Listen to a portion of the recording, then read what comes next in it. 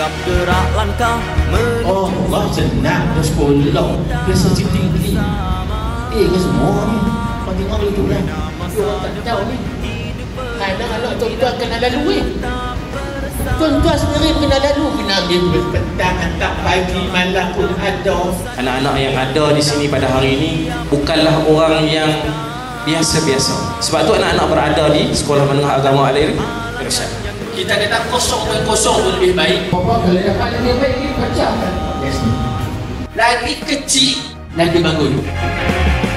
Ayolah semua Tahu kan macam tu lepas rada kas pulang kan.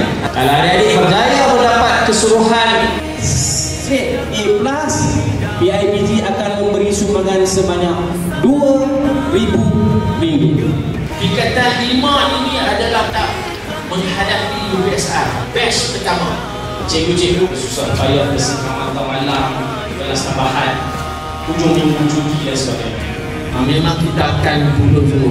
Jadikanlah mereka ya Allah insan-insan yang berdisiplin, berusaha dengan gigih serta beradab dengan guru dan ibu bapa mereka. Tapi kecil, kami pun bisa dengan cari maklumat.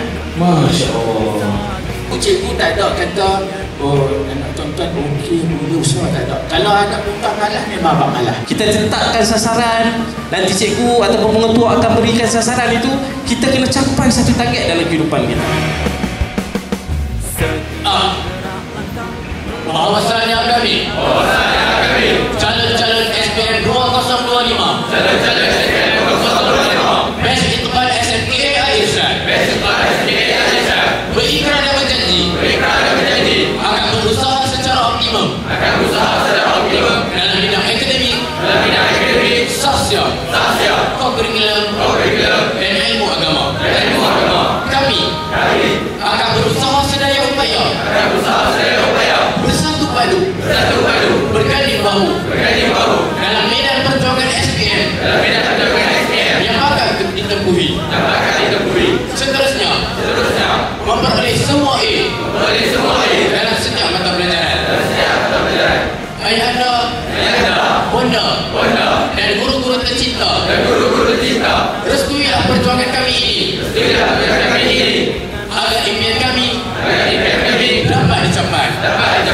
Semoga usaha kami diberkati Allah demi agama, wawasan negara dan masa hadapan kami.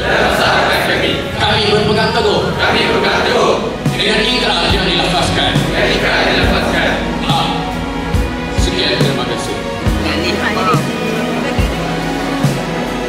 Hanya nafas tidak